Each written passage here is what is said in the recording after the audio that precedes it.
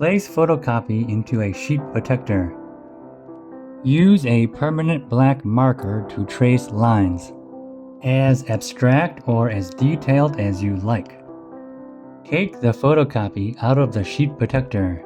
Place a sheet of paper on top and trace with a pencil.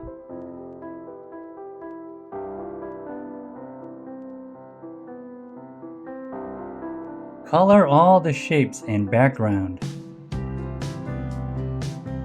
Use paint, oil pastels, crayons, or whatever you like. After done coloring, put back into a sheet protector. You are done! Remember, have fun and be creative. Try another style. Make a design with overlapping circles. Color the shapes. Try using colors opposite the color wheel.